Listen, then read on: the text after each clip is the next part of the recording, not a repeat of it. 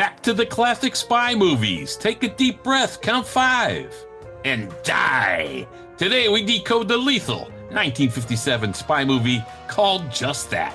Count 5 and die. Hi, this is Dan. And Tom. From SpyMovieNavigator.com and our podcast show, Cracking the Code of Spy Movies. We're cracking into the gems of spy movies, so let's go. Let's get cracking into Count 5 and Die.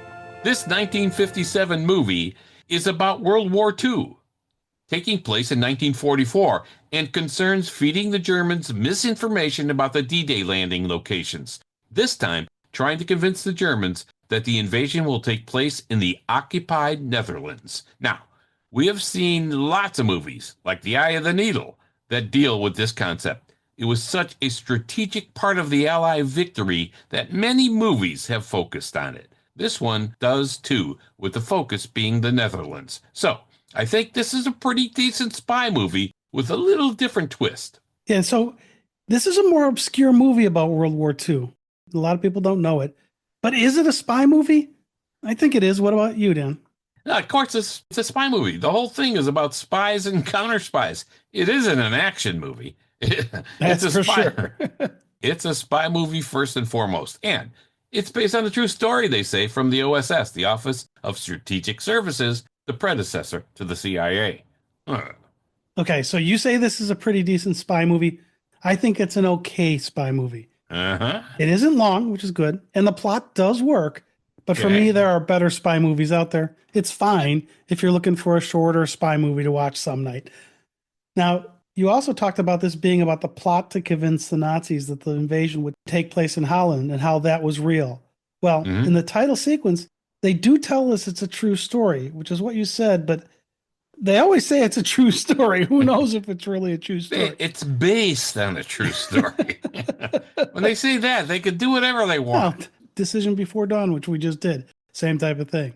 Do movies exist? Yes. Does Holland exist? Yes. Was there a war? Yeah. There you go. Were there spies? Yes. No, there is some truth to this story, though. There is.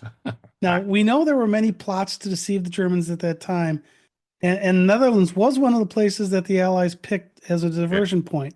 Yeah. So there is some promise here at the start that there might be some factual basis here.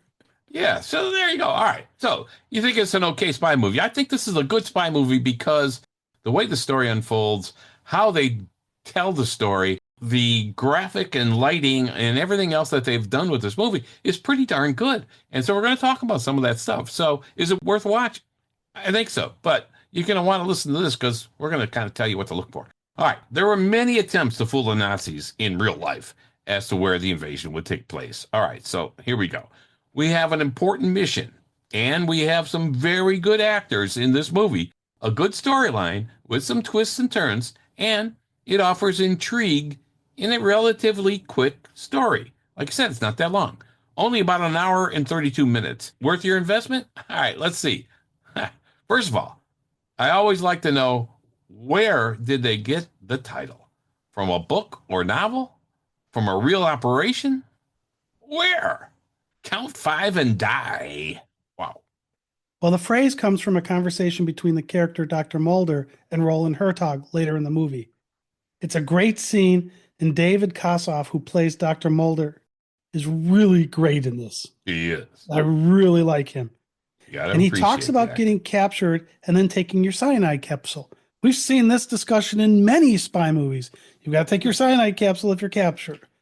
And he tells Roland, quote, "A man goes, he's caught, but if he has his capsule, he can take it. You count 5 and die." Unquote. So the title is about cyanide pills. Pretty clever and a morbid title. All right. So now there is lots of talk in this movie about cyanide capsules. A lot of talk. And that spies are issued these capsules in case they are caught so that they can take the capsule and die before divulging any key information.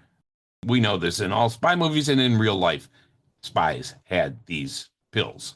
Now, there were situations in this movie where, well, a couple of spies were not issued cyanide pills. We're wondering. There's also the implication that taking the cyanide pill will kill you in 5 seconds. Take it, count 5, bam, you're gone. Now, But All right. wait, you just said that some people didn't get the cyanide pills. So they won't be able to do this. Some spice it down. And this is the key part of the story. Now, in real life, it appears it takes longer than the 5 seconds they're talking about here, depending on which form and dose of cyanide, of course. So, we have to do our research. A crushed capsule, inhaled or swallowed. If a spy bites into an L pill, like a cyanide capsule hidden in a tooth, death can occur within 30 seconds to 2 minutes. We remember in Dr. No, Jones, Bond's driver from the Jamaican airport, he bites into a cigarette that contains a cyanide capsule. He dies immediately, but it probably would have taken a bit longer. Now, Yeah, these things always happen really fast in the movies. Yeah, they got time issues, pacing issues down. All right. The second is a swallowed capsule without chewing it. This takes a little longer, about 2 to 10 minutes, depending on stomach contents and metabolism and dosage. And then there's an injected or highly concentrated form that almost kills you immediately, sometimes within seconds. So there you go. Yeah, we only ever see the crushed capsule or the swallowed capsule. I've never seen cyanide injected in a movie. No, I haven't either. But it exists. It does exist. And in the movie Count Five and Die, a guy takes a cyanide pill and it takes him about 15 seconds to die. Yeah. So that's not going into the times that we're talking about here. Maybe there's stronger pills. I don't know. Well, like we said, I just went over some of that stuff. Also, Dan, you're kind of scaring me a little bit. How do you know so much about cyanide? I'm gonna have to be careful when I'm around you now. Yeah, we have to do our research so that we are all in the know. That's what we're here for. All right. Okay, well, when we see this stuff happening in the movies, we want to see if there is a dose of reality in it. You get it? Dose. A dose of reality. Yeah. Remember in From Russia with Love, when Kronstein is poisoned by the poisoned shoe blade that Morzeny uses. Remember that? Number 1 says 12 seconds. One day we must invent a faster working venom. All right, so in the movie we had 15 seconds. They've perfected it more in the James Bond movies down to 12. Yeah, he wants it faster. All right, the title also plays into the whole trust concept, and that trust is fragile. Any mistakes can be fatal. We have seen this in many Bond movies as well. Who do you trust and when? In this movie, 5 seconds could cost you your life in many ways. And it's not just Bond movies. Almost any spy movie plot relies on trust. Think of Jason Bourne having to trust Marie in The Bourne Identity, or Ethan Hunt having to trust Krieger in The Vault Mission. You got to have trust. And sometimes it's not placed in a good spot because there's also a high degree of mistrust. You can have trust, but mistrust. And in this movie, especially as the characters meet, I do like the way they did this, is they had this team start to get assembled. Mm-hmm. And so these people were meeting each other for the first time, and they're using code phrases and all this kind of stuff because nobody trusted anybody at the beginning of this thing. And it does play out through the whole movie. And in a dialogue scene when Roland meets Dr. Mulder for the first time, the conversation back and forth as they're trying to establish trust is really, really good. Yeah. You know, the mistrust there's some deception there. It's just very well done. Yeah. And I guess if you're a spy, you can't trust anyone or you're going to have to take your cyanide pill. Yeah. Think about the TV series The Americans, which was a true story about Russian agents embedded in America for years before they were called on to act. That whole time they were here indoctrinating themselves as citizens. I mean, that was all about building trust. Yeah. Yeah. And all of you're saying there's a lot of mistrust in this movie, and that's true. Even in the beginning where Ranson meets Major Howard for the first time, he said, "Hey, what do you got to identify yourself?" And he gives him a card and he holds it up to the window light so he could see through it to see if there's this watermark on it or whatever was supposed to be in there. So yeah, mistrust is as big as trust in this movie. All right, in Count Five and Die, the characters face the threat of betrayal, torture, or death. This adds to the intrigue. So here, we definitely see a more psychological twist to this story rather than hails of bullets and explosions and things like that. Fear, doubt, deception, and pressure play a bigger role here. Well, the threat of torture or death would make me stay on my toes. Yeah. All right. Let's look at the good and the bad of Count Five and Die. All right. The good. It's a tight, suspenseful spy thriller. Set in the lead up to D-Day, the movie follows a British intelligence unit using deception to mislead the Nazis about Allied invasion plans so that the Nazis would move armored divisions and troops to a location other than the real invasion, which we know is Normandy. The movie has a more psychological overtone, like we said, more of a classic slow burn espionage tension that is built up and developed throughout the movie. So if you're a spy movie fan looking for a lot of action-packed scenes, this one is not for you. But if you can also enjoy this greater focus on the psychological intrigue and psychological elements, then you're going to enjoy this movie. And some of that whole deception, if you think about it, if you like the movie The Sting, Yeah. that's all about deception. This movie's all about deception. Now, I would argue that The Sting is done better, but that's a different thing. But this is all about Different story.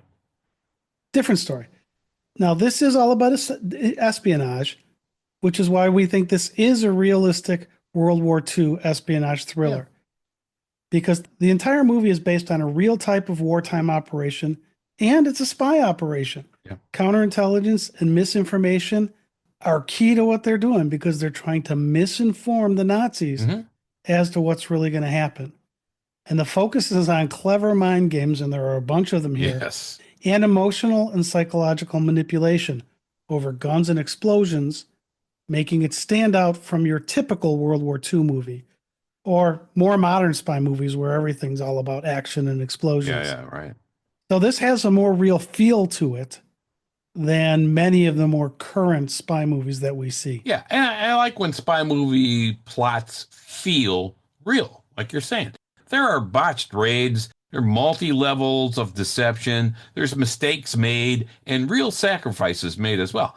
There are some scenes that surprise, and others that are just part of the unfolding of the story. There are tests of personnel and cross-checks, and we see the ruthlessness of espionage, war, and the spy game. That part is very well done, all the way through to the end. I think that was great. There are multiple levels of doubt on all sides as to what's really happening. And we talked about trust at the beginning.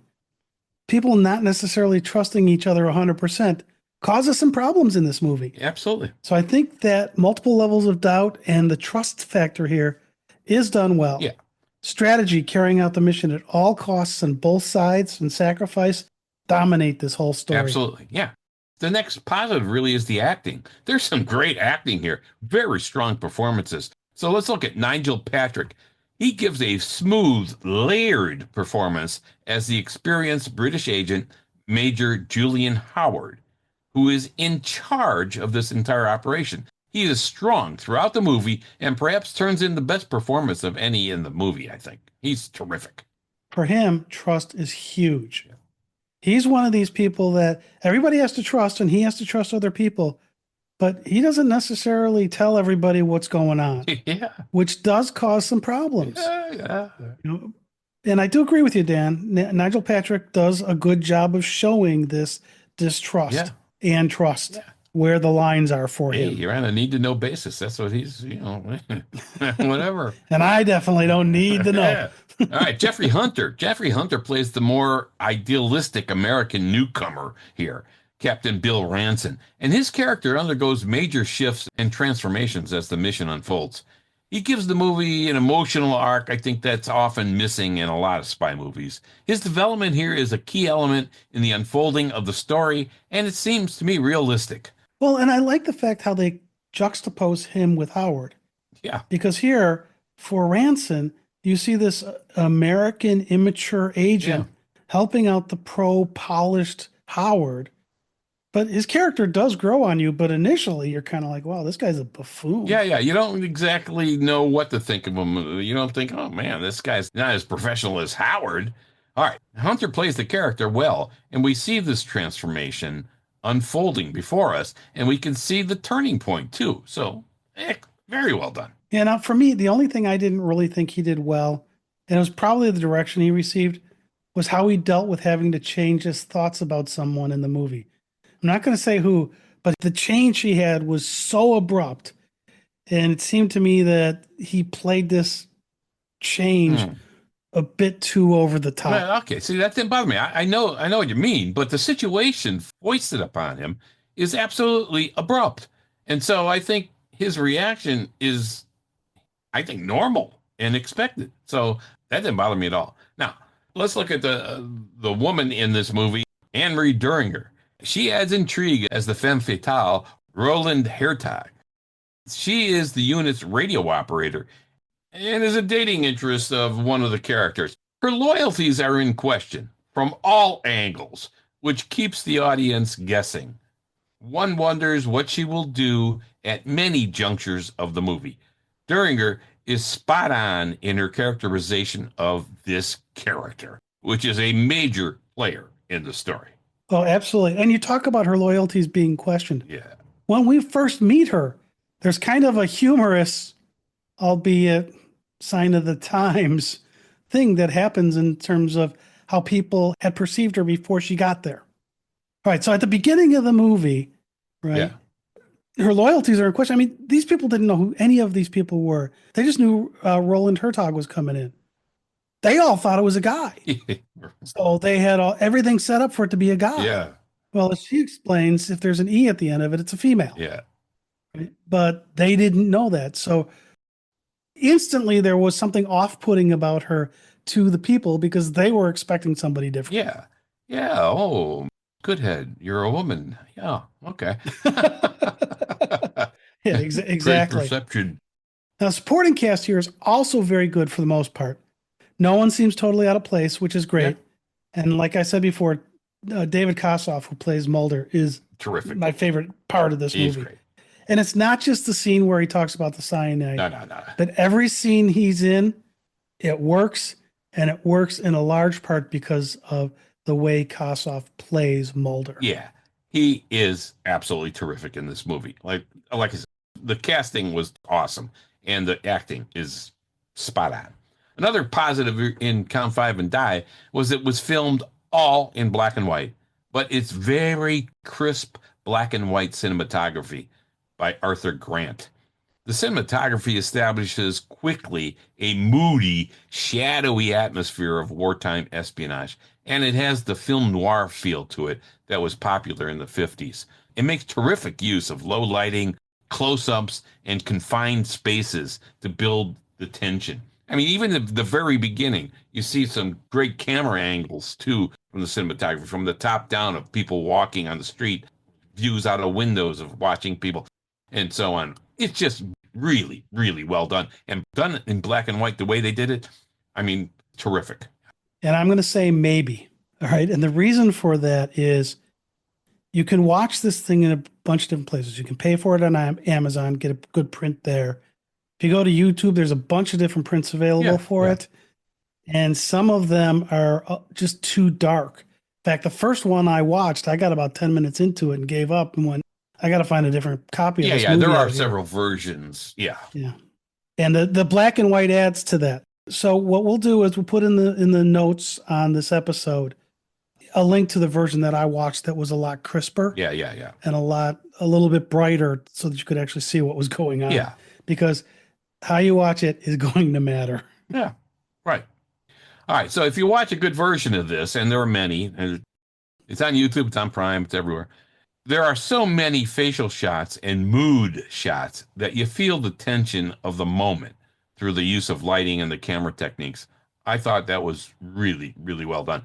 And with the limited sets and locations, counting on those kind of shots was really paramount to establishing the feel of the movie. And they did a great job with that. Yeah. And again, if you're getting into the movie and you're watching it and it's too dark, or the Foley sounds where the footsteps and stuff like that seem outrageously loud, find a different version of them, because there are much better versions out there than, like I said, I saw a couple of them. There was like the Foley work was just like breaking my ears. Yeah, yeah. So I mean, some of the sound effects are terrific. Actually, if you watch the good version, footsteps and everything else in the beginning, even they're they're awesome. It really kind of makes you think. Okay, you got to watch each step. You got to watch where this guy's going. You got to you have to pay attention. So I like that actually. Count Five and Die is short and paced well. Always have to have pacing stuff, what movie is paced and well? it's short and it's spicy too. You got a lot of elements in this story that you have to pay attention to. It's just about 92 minutes. It's like 91 minutes, something change, I think, 92 minutes. It doesn't drag. It's lean and focused with every scene pushing the story forward. So, Tom, I do not think we will see real pacing issues here, though some might think this plods along a little too slowly. so, Wait, so Dan, we're not allowed to have a decoding session without complaining about the pace. There's almost always a pacing problem. Although I agree with you on this one, it doesn't seem to have much in terms of lagging no, parts or parts that feel overly accelerated. There's a couple of slow things, but nothing crazy. yeah. So kudos to the director who kept things moving and contributing to the storyline. Victor Vikas. Victor Vikas was born March 25th, 1918 in Moscow, Russia. He was a director and writer known for No Way Back in 1953, Zwei unter Million 1961, and The Wayward Bus 1957. He did a great job here, and we think on a pretty low budget. And I think he did a better job on this than you said. Zwei unter Millionen. I don't need Never mind. You can cut that. All right, let's look at the musical score. The musical score in Count Five and Die, composed by John Wooldridge, is atmospheric, restrained, and tailored to the movie's low-key espionage versus action-toned kind of music. It serves the story well, I thought. Yeah, it's not in your face, but it does keep things moving. Yeah. And you know, I'm not as big on the score as you are, but it was noticeable for me, and I thought it kept things moving. Yeah, I think what worked about it was the tension building underscore of the music, which I kind of like when it's there and it's kind of in the background really, but it adds to the story. The music is used sparingly, and I think it enhances the suspense and the uneasiness, and it seems to blend in, which like I say, I always appreciate that. It often features low strings, really minimalist melodies, and subtle cues, I think, helping to maintain a sense of paranoia without really overpowering the dialogue, which is key for me for music in a movie. I like when it is just there adding to the story. So it does here, I think. And it also reflects the Cold War vibe. The score leans more toward the film noir sense of tension building. No big overtures, no big James Bond moments like that. Just kind of plotting. And I agree with you. I think it fits the movie's more guarded psychological espionage plot Yeah. rather than trying to evoke brassy, large scale military themes or anything like that. Yeah, It's it doesn't just do that. keeping us there, keeping the plot moving. This is a psychological thing. It's not big explosions and stuff. Yeah. I think Waldridge uses the music aptly and subtly highlights the characters' inner conflicts and doubts and worries. And again, their mistrust and the manipulation and who's doing the manipulation. Yeah, which is hard to do in music, and that's good. That's a good observation, Tom. I like that. When you say that now, I'm thinking back of the scenes and so on, and how the scenes unfold and how the music enhances these scenes. That's great. See, and I don't really pay that much attention to the music, and I come up with that one. Excellent. All right, lots of spy movies deal with the concept of moral ambiguity, who is right and why. The music here captures that and is especially effective in scenes involving the femme fatale, Roland Hertog. But we do have some issues. Yeah, we have. There are some issues. There's always some issues. Count Five and Die does have a very low budget feel. It does. And compared to other war movies of the time, it had to have had a much more modest budget.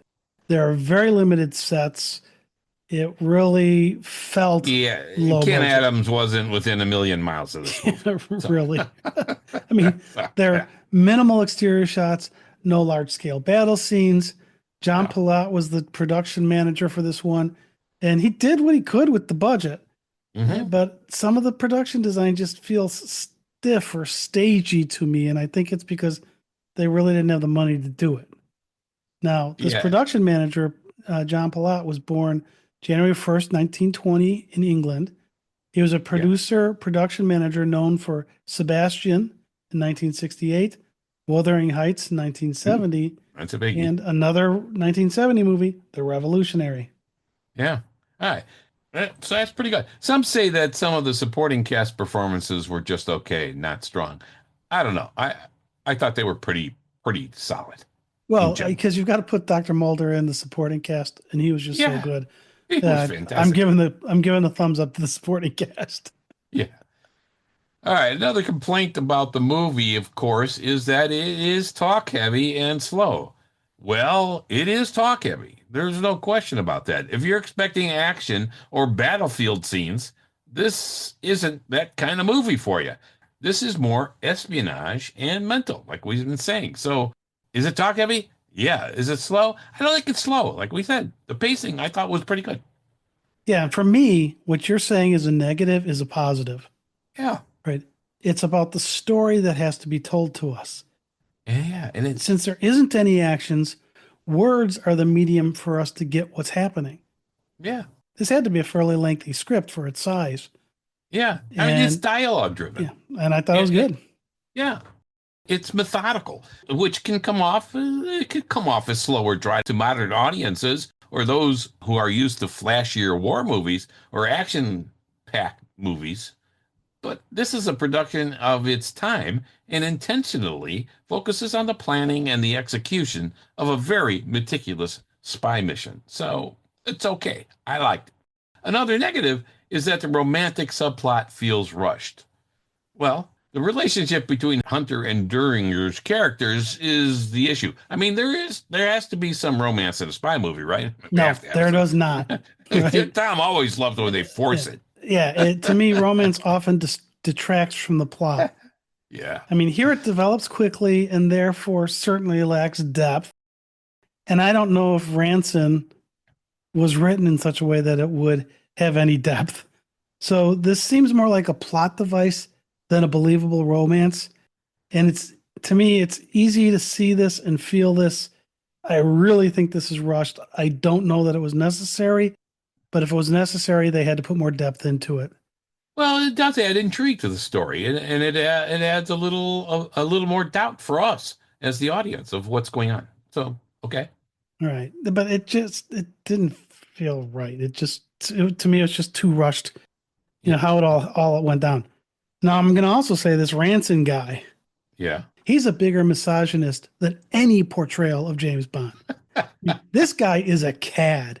His You comments think? about women are ridiculous. They definitely didn't age well. He also has a scene with Roland that feels very similar to James Bond's treatment of Patricia Fearing in Thunderball. I Hmm. mean, he pretty much forces himself on her. And maybe that's part of why this felt so rushed in terms of the romance department. Or maybe it's part of what he had to do to get his mission done. Although there were some doubts there. There were doubts. I have to agree with. There were some doubts there, and it makes you wonder what's going on. Was it rushed? Yeah, it was rushed. But again, I think the whole scenario was the situation he was thrown into was a rush scenario in the movie, not just watching it being rushed, but the whole scenario is rushed because that's how the mission was unfolding. All right. Is it dated in style and pacing? Okay. As with many 1950s movies, the storytelling is more reserved. While there is an emotional intensity and a general feel of realism, you definitely know this is a classic spy thriller. Even if this was in color, you would not get the feel of a more modern spy movie from this movie. Okay, You're so wait a just minute. not. Let me make sure I'm hearing you right. You're saying one of the negatives is that they made a movie the way they made movies in the 50s, not in the way they made them in the 2000s? Yeah. No, no, It'd be weird no. if it wasn't done in that style. Yeah, no, I'm not. I'm describing some of the issues viewers have with the movie. But this one, I think it is true. You are not going to get a modern spy movie feel from this movie. But it was modern at the time it was made. It's more reserved. Yeah. I mean, looking back, if you look at it for what it is, I think you're going to like this movie. There you go. All right. Now, are there twists and reveals that are predictable or too melodramatic or theatrical? I think you can see some of the twists developing and can guess some of it. But overall, I think the dramatic elements are done rather well, and I think it does keep you guessing enough in different situations, especially in this movie. You will be guessing. Okay, so we've talked about the positives, we talked about the negatives, and on some of the negatives, we actually didn't think they were necessarily so negative. Oh, But let's talk about the influencers with Count Five and Die. As you know, we like to look where a movie may have been influenced by or where it influenced another movie. yeah. And we'll start with something basic, but there's a slight twist here. When Major Howard and Captain Ranson first meet, Ranson asks, "Do you care to prove yourself?" And Yeah, Dan, you talked about this, but I want to dive into it a little bit here. Yeah, because okay. The card thing. Yeah, that was good. Howard gives him that card, with Mhm. what looks like a hidden code or watermark on it. If you think Yeah. about taking a U.S. bill right now, a dollar bill or $100 bill or whatever, put it up to the light. There's watermarks in there for you to read. Mhm. This thing had something like that in it. And it's different than what we often see with code words or phrases for identification. Think about the scene in GoldenEye when James Bond meets Jake Wade. It's not just a code phrase. There's a tattoo there as well. Here, Yeah. instead of the tattoo, it's this card. Yeah, yeah. And it's That's also cool. interesting to me that Ranson didn't have to prove himself to Howard. Howard had to prove himself to Ranson. Yeah, which is odd. The British agent had to prove himself to the American agent, not the reverse. Yeah. Now, with a code phrase, both agents are proving themselves. Here, it's really only one way of proving, which I kind of thought was interesting, although I guess Ranson had to know what to look for. Yeah. Well, right. You have to have something like in Japan. How do you feel about me? I love you. And you only live twice. Remember that? Yeah. Earlier, we talked a little bit about the impact of Roland Hertog being a woman when they were expecting a man. Howard and Ransom both were surprised that she was a woman because they even say, right in the movie, I thought Roland was supposed to be a man. We see something similar again, of course, in Moonraker. Then we said when James Bond finds that Dr. Goodhead's a woman. Oh, a woman. What a He said misogynist pig. in Moonraker. Yeah. Ranson's interactions with her make James Bond seem totally non-misogynist. Really, this guy is a cad, as you said, because he says, "I thought it was Roland was supposed to be a man." So anyway, They played that up too much, actually, for me, but it kind of worked. yeah. And James Bond, of course, we mentioned in Thunderball is something similar with Patricia Fearing, we said, where he kind of forces himself on her, and he kind of does that. Branson kind of does that in this movie as well. All right. All right, now another thing that seems to potentially have influenced another movie is there's a scene where they're showing a map where the invasion is supposedly going to take place, which is the town of Zandvoort. Yeah, the fake invasion. The fake invasion. Yep. Right. That's the place for the deception. Yeah. And Mr. Henrik says, "What is left of our family lives very close to Zandvoort." And we see something very, very similar in the Imitation Game when I can't remember the character's name. He says, "My brother's on that boat." Or even in Deception Before Dawn, we've got something very similar. So this trope comes up early in the spy movie genre and continues into more modern times. Yeah. Now, not wanting to give it away, at one point, two people are in this room and they find a third person. One of the people leaves the room and the other kills the third person, saying, I had to. This scene, I think, may have influenced a scene in the movie U.S. Marshals. When I saw this scene in this movie, I instantly thought of this scene in U.S. Marshals. So you have two people walk into the room. There's a third person in the room. One of the two people that came in leaves. The other guy kills the third person, right? In the U.S. Marshals, there's a scene where Royce, who's played by Robert Downey Jr., he enters a hospital room that Sheridan is in. Sheridan was played by Wesley Snipes. Sam Gerard, playing Tommy Lee Jones, had left to go get coffee because Royce and Gerard were together. Gerard leaves. Royce goes in to kill Sheridan. But before he can do it, Gerard comes back. So unlike what happened in this movie where the murder actually happened, Royce was getting ready to do it and Gerard caught him. Right. But it's the exact same setup. Two people walk into a room together. There's somebody already there. That somebody ends up dying, or in Sheridan's case, almost dying because the other partner left. So it just screamed at me when I saw this that it was U.S. Marshals. And what's with dentist offices and all these spy movies that we've been doing? Hey, dentists are scary. Do you ever see Little Shop of Horrors? Yeah, I tell you, it's a special kind of thing if you're going to be a dentist. You got to be a special kind of person.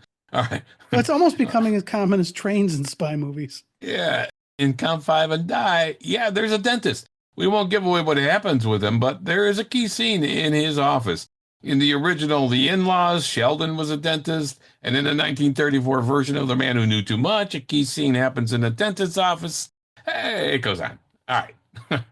Now, the other thing is that a child is unwittingly brought into the story. In Hitchcock's 1936 movie Sabotage, a child is also unwittingly involved in the plot. The situation is not the same, but very few spy movies bring children into the mix, especially putting them in danger's way. And here we have that. Yeah, and we saw that in Decision Before Dawn, too. It's like, and there's not that many movies that'll do that with kids, so that's just kind of interesting. Yeah. And finally, there's a scene when somebody's trying to destroy documents by burning them. Now, there have been a ton of movies out there where evidence has to be destroyed. And the two modes people tend to take, burning or shredding. Here, they're trying to burn. Yeah. All right. Bottom line, Count 5 and Die is an underrated gem, I think, for fans of classic spy thrillers. It is lean, sharp, atmospheric, and focused on espionage. While certainly not flashy in any sense, it offers a refreshing change of pace with its cerebral and more psychological take on espionage and the whole wartime deception concept that we're talking about, and on a subject matter that changes the course of World War II. Were the Nazis deceived, and did they send troops to Holland that could have been in Normandy? If you're into the Spy Who Came In From the Cold, Tinker Tailor Soldier Spy, The Third Man, or classic John le Carre style stories, or other classic spy thrillers like Silent Enemy, The Traitors, Cute Planes, Operation Mincemeat, or Background the Danger, this one's worth your time. Well, what I like about this movie, Dan, is that it's based on something we've heard about. Either we've seen something similar in another movie. This is just another case where they're trying to do the deception. Yeah, and it's a well-done movie. All right, that's a wrap of our look at Count 5 and Die. This has been Dan. And Tom. Of SpyMovieNavigator.com and our podcast show, Cracking the Code of Spy Movies. Do us a favor, tell a friend about our show, and subscribe. That's how you can really help us for free. Thanks for spending time with us. We do appreciate it.